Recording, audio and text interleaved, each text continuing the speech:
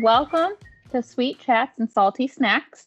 I'm here with Aaron today and a little bit of a different format. So we are not on the road, but are embracing the remote environment, which I am very sure Aaron is well versed in. So Aaron, do you mind introducing yourself and a little bit more about your ESOP experience? Yeah, Danny, thanks so much for having me. So my name is Aaron Moberger. I'm a project manager for AVID Products. We're a company that provides mindful and accessible audio learning tools for people no matter where they are on their learning journey. We're headquartered out of Providence, Rhode Island. I've been here about a year and a half. And before that, my introductory ESOP experience, and for several years was at Harpoon Brewery at the Boston plant. And got involved in the communications committee internally there, and started to volunteer in the New England chapter of the ESOP Association, and then got more involved in the more national efforts. And that's where we had met, I think, it was probably about a year and a half ago, and I was just getting to AVID at that point. And you all were on tour with Yes, us. that was our first ESOP exploration for Sweet and Salty. So Aaron is a big advocate for employee ownership and was a great start to our adventure. So excited to be revisiting with him and his new exploration. AVID is relatively a remote culture. Was that started by the pandemic? How did that come afloat? Yeah, exactly. So the office was in Middletown, Rhode Island for a long time. And it was, part office space and part warehousing and shipping. So at the beginning of the pandemic, folks knew there was a big change. I mean, everybody, I think it seems like not long ago and super long ago at the same time. So Yeah. um, folks knew anybody who didn't have to be on site was probably going to have to figure out how to work remotely. And I wasn't there at the time, but it sounds like everybody really just figured out how to jump in with both feet, leaned on the technology tools, especially Microsoft Teams, adjusted their workflows. We're just really nimble and agile. Weekly watering hole meeting, which is what it is now. But that was just a way for everybody to stay connected. If you're kind of gathering around the water cooler first thing in the morning, but it's still something that happens every week so that everybody continues to feel connected. There's a pretty Mhm. loose agenda typically. It's, whatever's going on, sometimes a little bit more structured, sometimes a little bit less so. But it's still the same theme and feel. And once a year, like around that time when everybody went remote, we do take a minute to recognize that anniversary, kind of think back to it and the all the changes that were happening around us at that point and at the company, and for those of us who have joined the company since then, to kind of get a little bit of a view back into what was happening at the time and appreciation for it and the folks who were there to make it happen. Wow, that's incredible. I love that you recognize that too. I can't believe it's been just over 4 years since the world shut down, and you guys have luckily seen some success and then love the cooler idea. You are primarily still remote for the most part, correct? Yeah, yes, indeed. Most folks are. We moved the office from Middletown up to Providence in December. And so I'll go in typically once a week with a couple other folks from the ops team.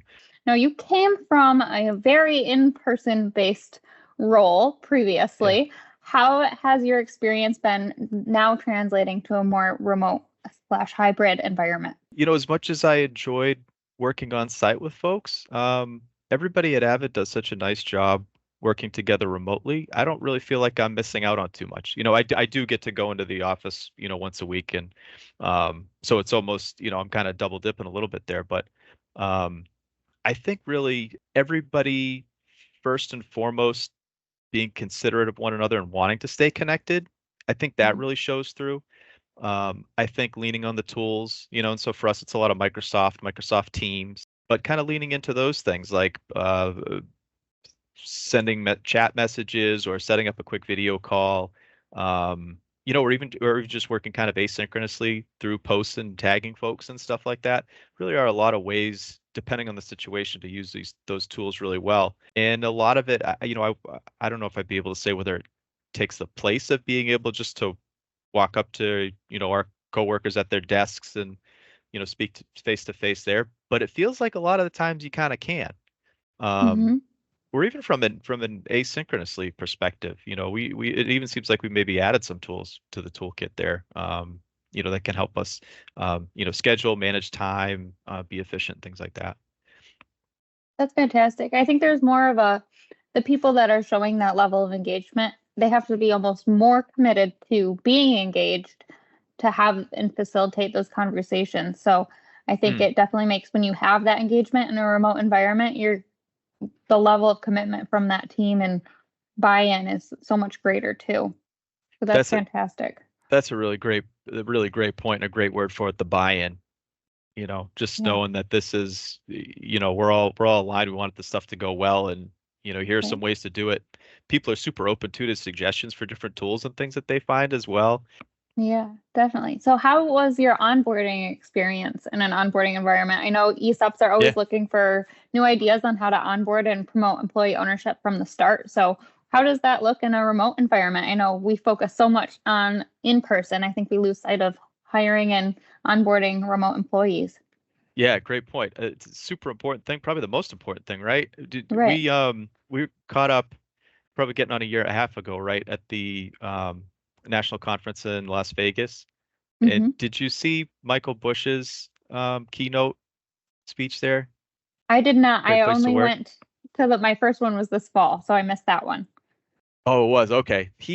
So super smart, just a super smart guy, and you can and the amount of data that he's seen too. I mean, you just get the impression that he could go into any company and have them like the company culture figured out from top to bottom, like almost instantaneously. Um, One of the things that he said that I'll always remember in talking about the importance of onboarding was if you don't have your onboarding program together, you're better off paying the new employee not to show up while you get it together than to have them show up and have it not be right. And Wow. and that really stuck with me. And at the same time, I had a really positive reaction to that comment because I had just started with Avid like 2, 3 months before and had a wonderful, wonderful experience onboarding.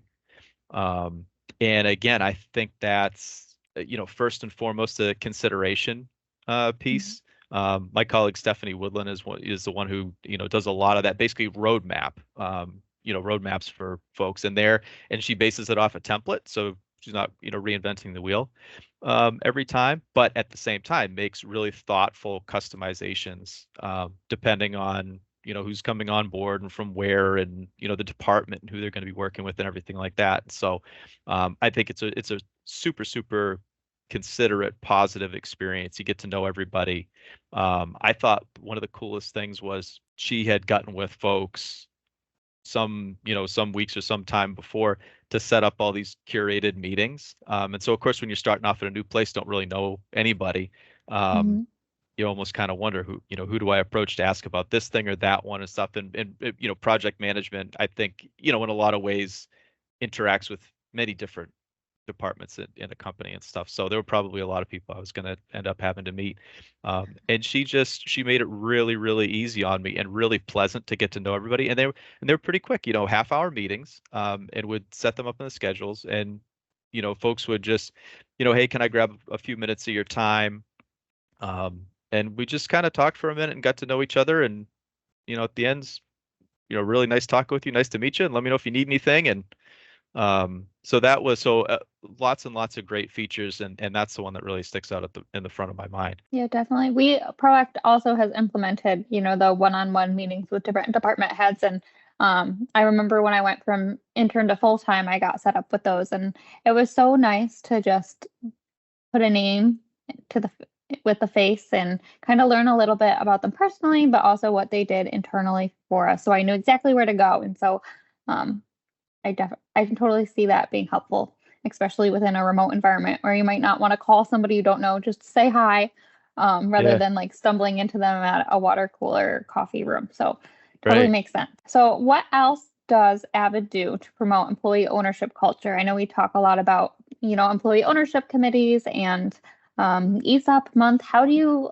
get that sense of ownership in your company culture via team? Yeah, I think the altogether virtual events, which we do several times a year. That's a big one.